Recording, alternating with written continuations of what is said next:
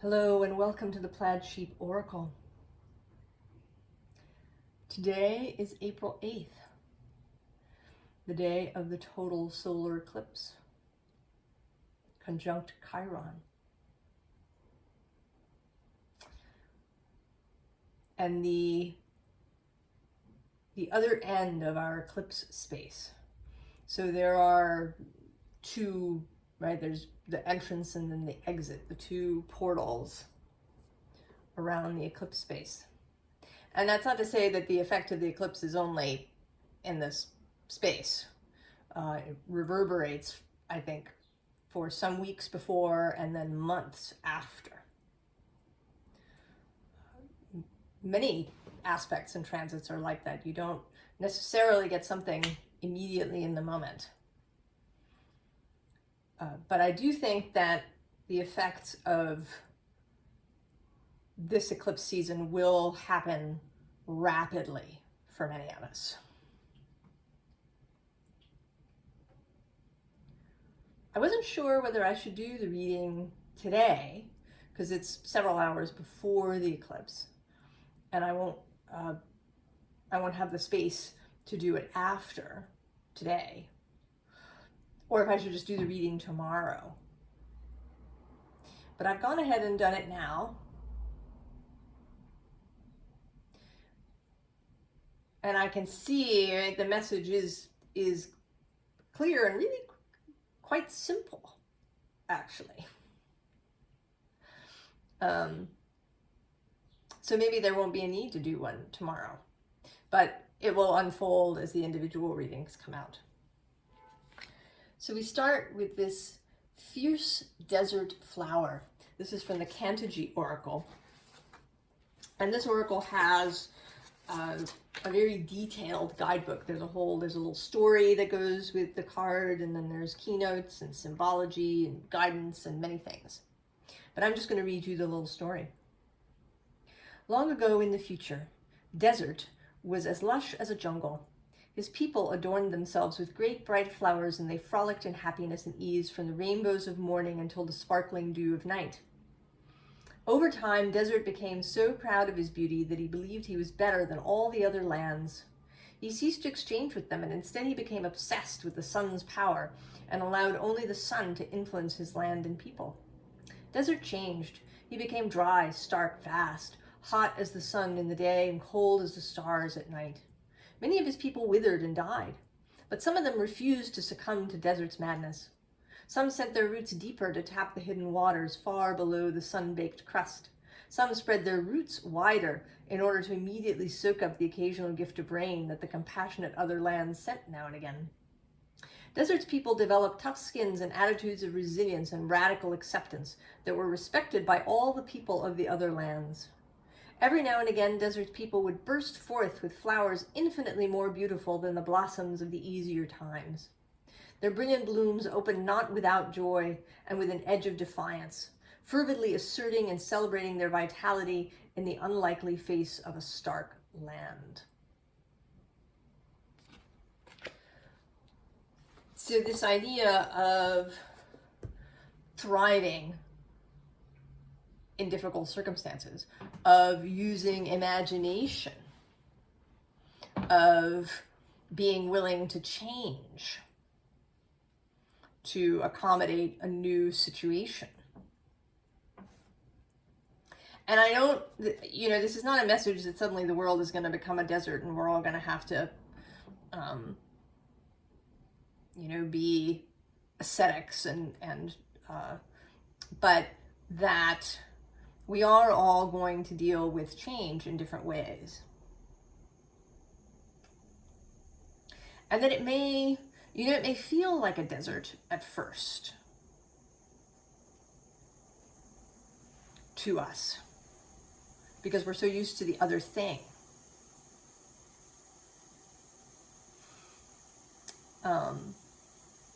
So that it may feel harsh initially. Now, the card that came with it is the Moss Cauldron. And this is about the creation of an elixir from nature, from beautiful things, from things that you have accumulated.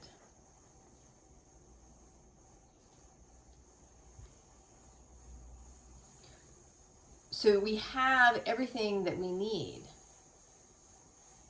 That we are entering a time of change. And there is a bunch of change coming up just in the next couple of years. The outer planets who spend a lot of time in a sign are changing signs over the next several years. Pluto will move into Aquarius permanently in November. Next year, Neptune takes his first dip into Aries, and I think Uranus will take his first dip into Gemini. Jupiter moves into Gemini this summer, May 25th. And then by mid-2026, Neptune and Saturn and Uranus will have all switched over to Aries and Gemini, respectively. So there's a big energetic shift that is occurring that we need to respond to. The helper cards that come with this are the dark solstice sun, sort of the eclipse, but also clarity, the ability to see. And here also you are seen. And I think this is two ways. One, that you are seen by the all that is and source and nature, but you know, that's true all the time. I think this is more about you seeing, all of us seeing. Right? Being able to see in all different kinds of spaces, when the sun is out, when the sun has been blocked, when the moon is out, the ability to see and discern. Because intense energies can be wonderful. They can introduce all sorts of gorgeous things into our life, new ideas, imagination, breakthroughs. But for anybody that isn't, right, that isn't open, that's in deep resistance, that's got stuff, these strong energies can create a negative effect that then, you know, will radiate outward. And that we need to be able to discern and to understand. And so we have the King of Swords. Clarity, strategy, understanding, strong intellect, strong discernment of what is true and what is not.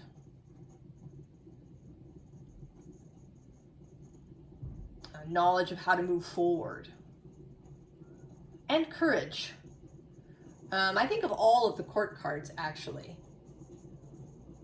as exhibiting some courage to do what they need to do. His support cards are the Two of Swords. So the ability to make choices from that internal space, right? Her eyes are covered. She's not relying on outer information. Not at the core of the decision.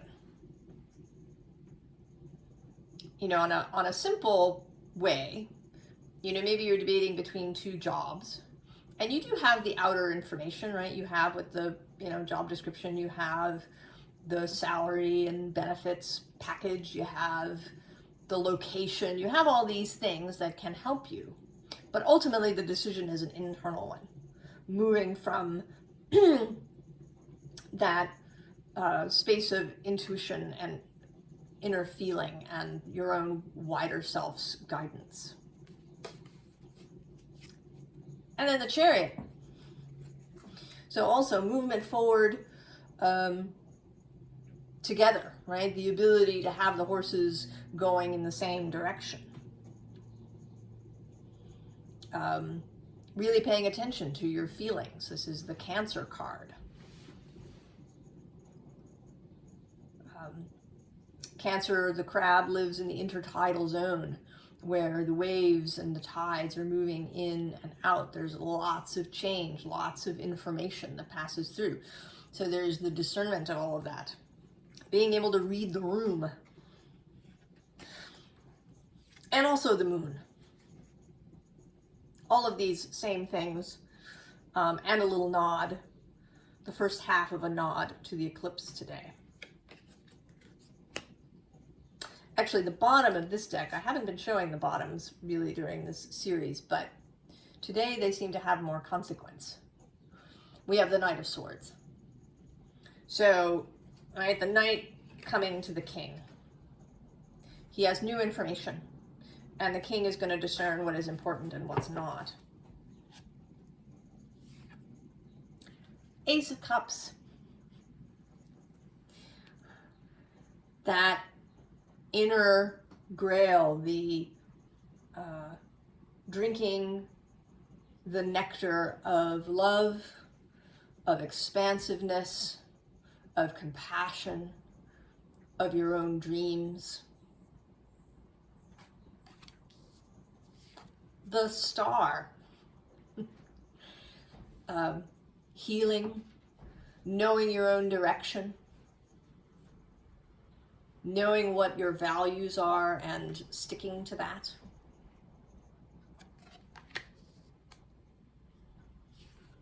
And the Hierophant, personal authority.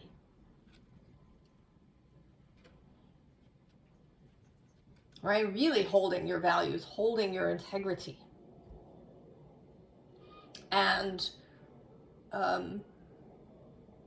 also serving, perhaps, as a translator for others, right? That's what a vicar is. Someone who serves as a go-between between the divine and the congregation. So we here in this collective may be serving that way, as a go-between, as a translator, as someone bringing the message or trying to clarify the message for other people. So the fairy card that came out, no surprise at all, is the Singer of Courage. And it's number 8, which is interesting, today being April 8th.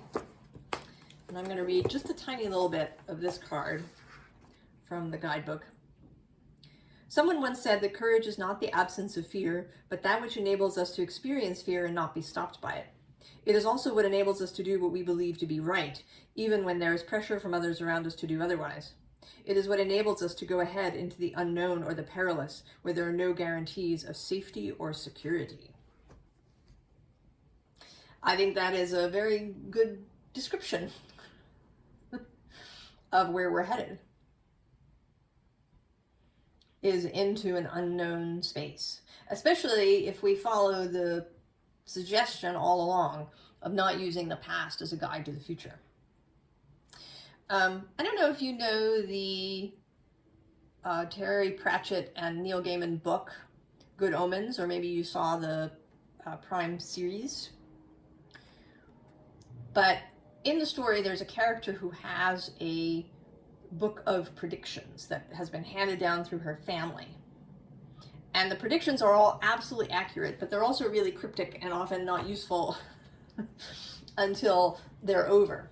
But she and her family have kind of been, deciphering and like using this book to help themselves. But then the book kind of comes to an end. And she feels unmoored, right? She doesn't have this until a second book arrives by mail that has the next, 100 years. And she and her new partner make the choice to burn the book, to not know what is coming, to create, right, from our purposes, to create what we want in the future. And that takes courage. The card under it is Leste, Moon's daughter.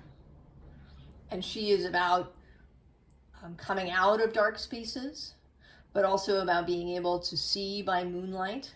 So there's more of this sense of being able to see by light that's a little tricksy. To discern, right, is that thing over there a dangerous beast, or is it just a rock with moss on it? Right, in moonlight, these things can be obscure. And then, interestingly, we have the guardian of the gate, of course, and he is a 3, and this is an 8, and then we have 38 in Leste, Moon's daughter. And then we actually have, I just saw Solus, the sun, who has been appearing throughout this series. So this gateway that may be a little bit obscure, we don't know what's on the other side. And isn't that exciting? Isn't that the best part? Not knowing that there could be any number of amazing things that we've never encountered before.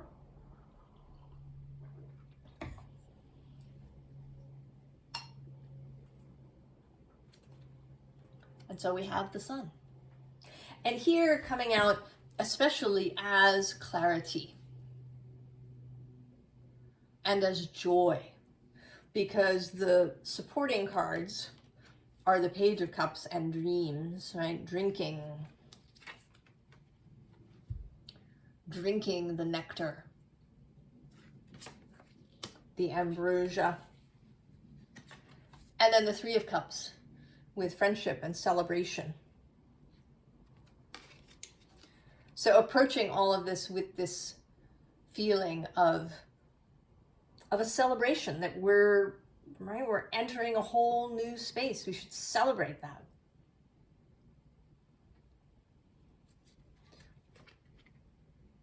And not be, A, in resistance to it, or B, really fearful. 8 of fire, another 8. Fast moving, incoming energy.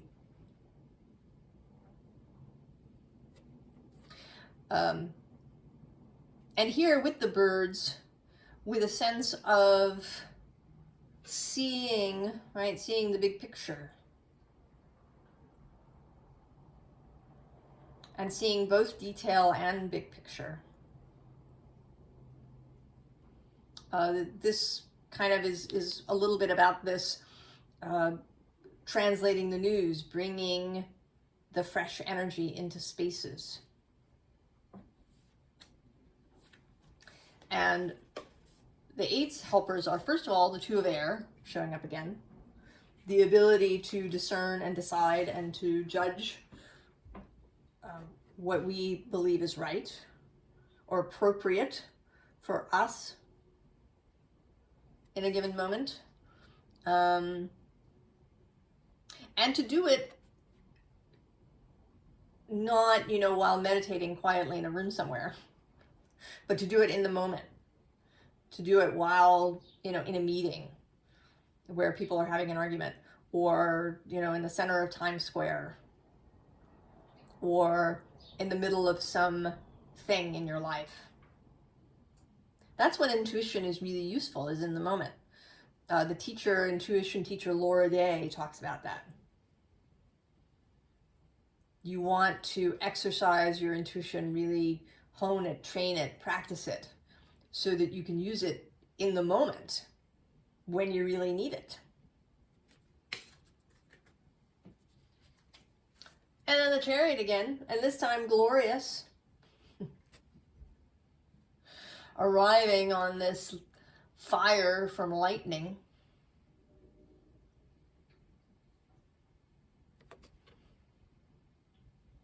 Right, really moving rapidly. There is a sense here with that Chariot and with this 8 of fire that things are going to move fast. They may not be instant, You know, and fast may possibly be relative, but instead of something taking months, weeks, or instead of weeks, days, perhaps. Things appearing. Maybe it takes a while for something to begin, but then once it begins, it unfolds really rapidly. I think it could, you know, be all of these things. Justice, and in this card in particular, the keeping an open and harmonious mind. So not shutting down to possibilities, to, you know, maybe points of view that appear, to information that arrives. You know, not saying, well, this is going to happen, you know, with real certainty. And also not, you know, with the harmonious mind, not getting into those resistant spaces of bitterness or resentment, or, you know, clinging to a need for revenge or for somebody to be held accountable. All of those kinds of energies create disharmony in the mind. Now, interestingly, the support card is the Devil. And I want to say this is about seeing those things, right? Being aware of all the places where this devil energy can operate. Seeing these marionette strings for what they are. And then with the Nine of Emotions, the ability to respond. The ability to know that your emotions they're not necessarily reflective of the truth of a situation. The emotions are true for you, you're having them, but it may not be what the situation is really about, right? The situation caused you to be triggered, sent you back, made you think of some previous thing that was upsetting or hurtful, even though this is not the same thing. So being able to discern what is in front of me. Am I responding really to the situation? Or is it making me think of something in the past? And in my experience, intuition is not fretful. Intuition doesn't try to scare you.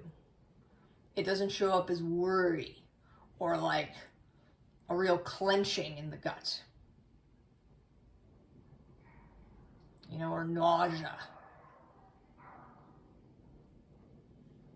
Intuition shows up in a much more gentle way, which is part of its issue, right? It can be harder to hear and to discern because it is gentle.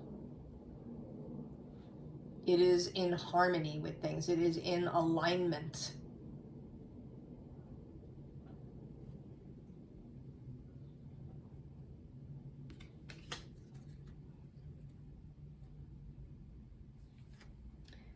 So then we have Arvel Parrot. And I'm going to read a very interesting little snippet of his card.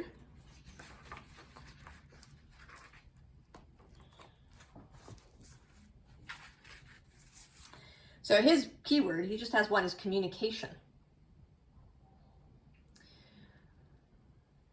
Fairies are great communicators, though not necessarily in words as we use them. They speak through words, of course, but they also speak through the rustle of leaves, the pattern of clouds in the sky, the way flower petals fall. They tickle us with touches almost too subtle to feel, trying to get our attention, and they sometimes speak through our dreams and daydreams. Their communications are something like those of cats, part verbal, part body language, part telepathy, and part pure fairy. Arvel says that we humans can semaphore each other by flashing the lights in our throat centers. In fact, he says we do that and read the messages on an unconscious level, which is one of the ways we pick up on unspoken feelings and thoughts of each other. So, that also makes me think of Laura Day, because she talks about how we are open to one another, that we are communicating with one another all the time. And that, so we need discernment. Now, her particular practice is to really, like, to sit down if she, you know, maybe is confused or feels like there's too much going on in her head, or she doesn't have a clear idea. She will sit and fill herself with herself, right? She will like focus on herself, who she knows herself to be, so that there's no space in her for anybody else, in order to get a clear signal of herself. So this is more of that discernment energy. Because it isn't just empaths, right, who feel other people's feelings or get other people's thoughts. Empaths and highly sensitive peoples, it's louder for us. But everybody is subject to this. They may just not be aware of it. So being discerning. And also with communication, the bottom of the fairy deck is honesty. And this actually showed up in something I was reading this morning. In being really honest with yourself, first of all, and also with others, and how you communicate. The article that I was reading was by somebody who writes for a living, and who was noting that often, you know, writers will tell lies because, you know, they want to make their article more exciting, or, you know, there's that kind of dark wit that one can get by being really critical of something, right? The snarky zinger. You know, there may be the desire to fit in or to avoid trouble in some way. There's all sorts of reasons why we might prevaricate in a communication. And the suggestion here is to do that as little as possible. Not at all if you can manage it. So that can be tricky. And certainly not at all with your own self. Be honest with yourself,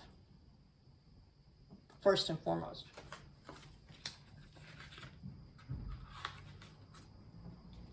And so we have, right, this fox, the Seven of Swords with deception.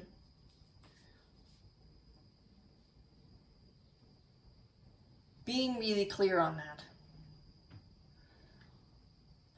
Don't deceive yourself or other people. Be aware that there may be deceptive energies at play. But you have the Hierophant, who sees clearly, who has, you know, the connection to Source. Source will not lie to you. Your wider self will not lie to you.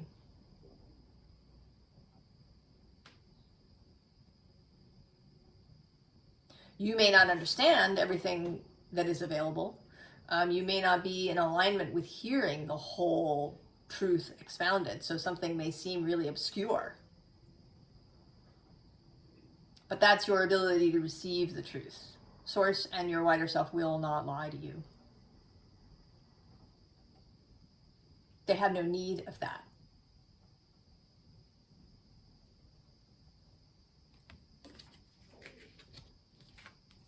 And then also with this Three of Pentacles works a willingness to work with others. All right, it's like the Three of Cups, to get together with others, to cooperate, to build something with others. And that the opportunity for that is coming.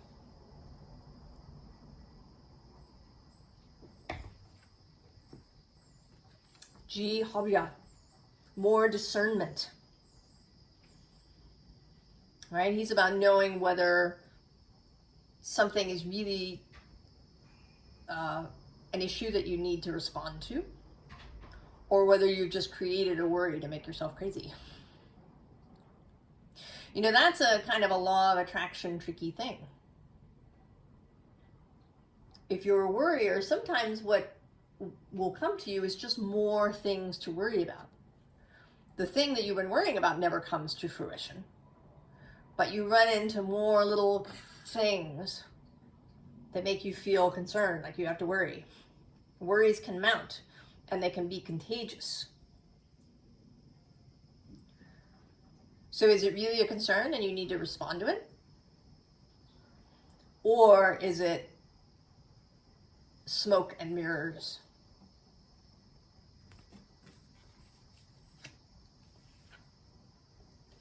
All right, with the Three of Air, this change that's coming, is it this, right? Is it horrible? Is it painful?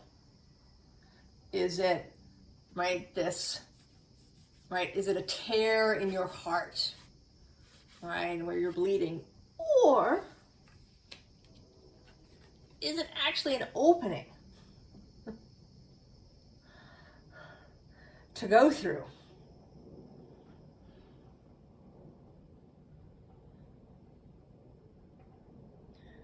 Discernment, and not automatically seeing things as a disaster, even if they feel intense or somewhat chaotic. And then Temperance energy, moderation, ease, the ability to take the time to respond rather than being reactive.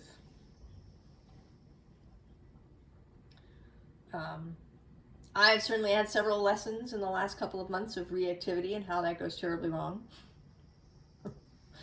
And hopefully I've really learned it this time.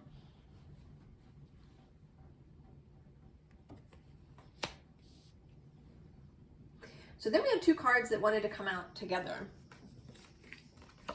And one is the Singer of Connection, of course. And the other is, oh, that gnome. And so his keywords are trickster, creative chaos, wild gifts, breaking habits and patterns. He comes to us wearing our own faces to fool us into thinking that his ideas are our own. He brings creative chaos into our lives. He helps us break down old habits by showing us how silly they are. He encourages us to fall on our faces so that we get a different point of view, looking up past our mud-smeared noses. He helps us get ourselves into situations in which we discover gifts we never knew we had, often because there is no other way out of the mess we got ourselves into. Right? He is the unexpected. That creates new possibility, that creates breakthrough.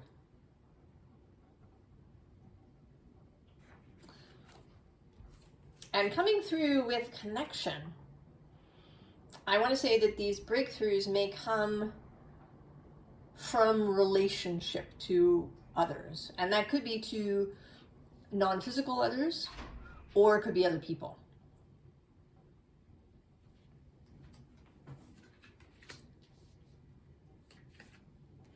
And so we have the Lovers.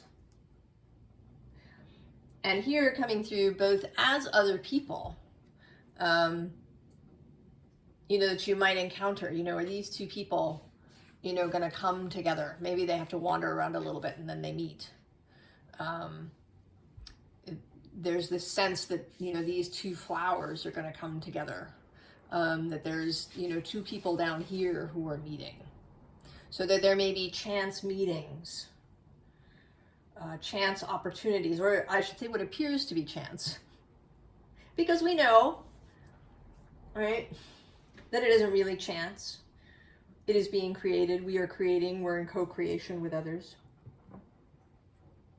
But something that feels like chance.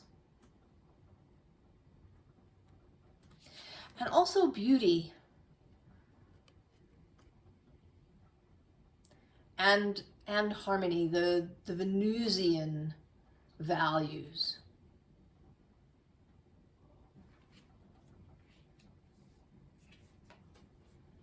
And that's here too in this Eight of Materials.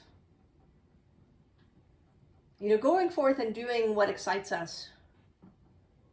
You know, there may be actual work, labor that's involved, but it comes from love and excitement and enthusiasm and desire. You know, having a garden can be a lot of hard work, but the gardeners that I know really enjoy it. You know, yeah, there may be periods when they get a muscle pain somewhere or a weird sunburn or, a day when they really don't feel like going out and working.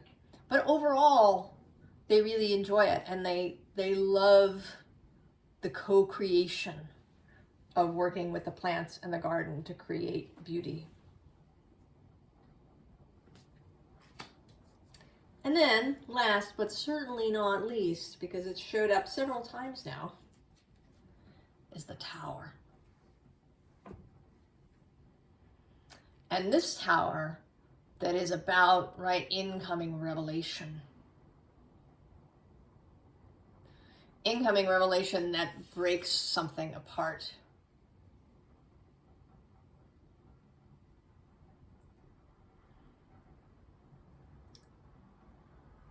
Get excited about the Tower, about the change. Be enthusiastic, right? From entheos, with God.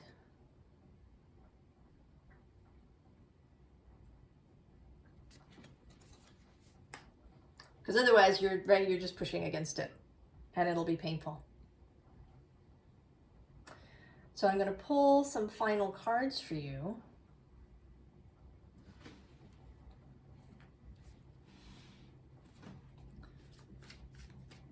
Final cards for the collective.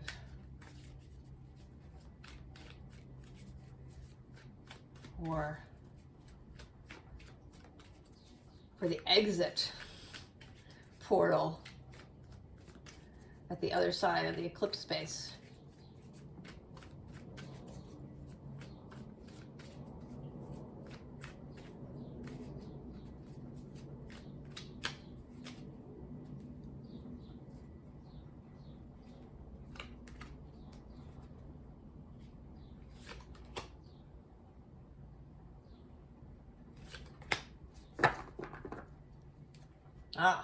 Bottom of the deck, Three of Cups, and the Three of Wands as the helper. And interestingly, Four of Pentacles,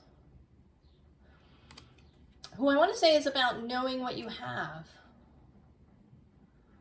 You know, not clinging to it, but knowing what you have. Knowing that you have inner stability. So that even though there's going to be change and upheaval and, who knows what is going to arrive in your space, you have the stability. The stability to be excited, to be in this celebratory Three of Cups, this anticipatory, enthusiastic Three of Wands energy. Oh, and then the bottom of the deck is the Moon showing up again. And then these three are, the Queen of Pentacles, creational energy, mastery of the earth element,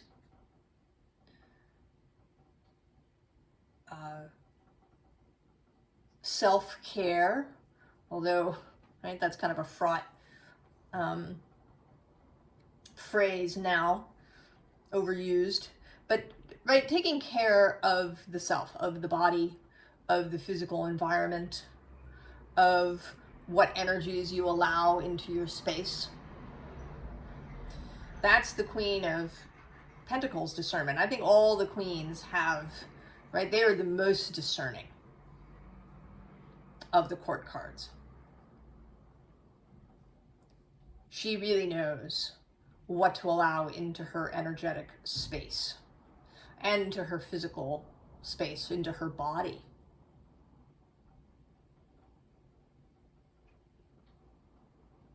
And with this card in particular, there is this creational imagination component, right? That I sort of want to say that she's, right, that she's created a whole new world in this little globe, and that she's going to hand it to the King of Pentacles, who will bring it into full existence.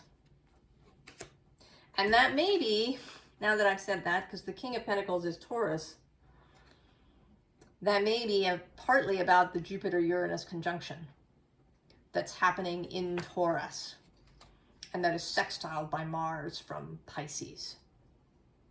So imagination leading right to action, inspired action, in cooperation with this expansive, electric Jupiter-Uranus conjunction. The Lovers coming out again. Choosing from love rather than fear. Having courage. Knowing that you can handle your fear. And this is that kind of nebulous fear, right? Fear of the unknown, fear of potential consequences. All right, not the fear of encountering a bear in the, in the forest and having to deal with that right in the moment. This is right about those nebulous fears that we sometimes use as resistance. Right? We make choices because we fear the consequences. They may even sometimes be really far down the road, right? Right, or that are worry-based and not based in even in what appears to be reality. And then the Hermit.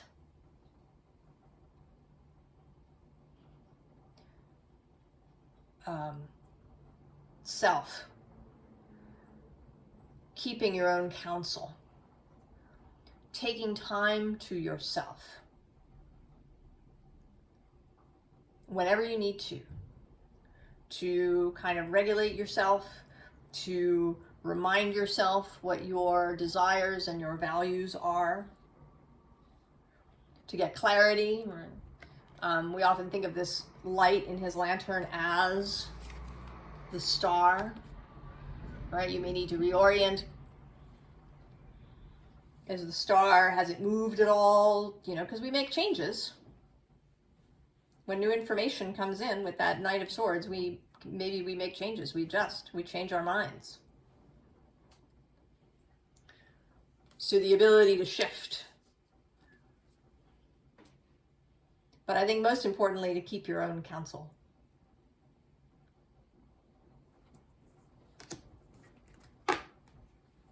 I'm excited. I mean, it's been a little fraught for me. Maybe it has been for you. But I also feel clearer, more spacious now after the little fraught period. Maybe like something was expelled.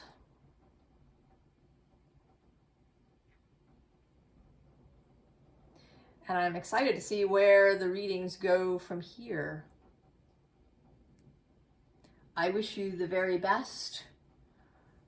I wish you a great eclipse experience, that you really have the opportunity to attend when in the moment that it is, fully happening.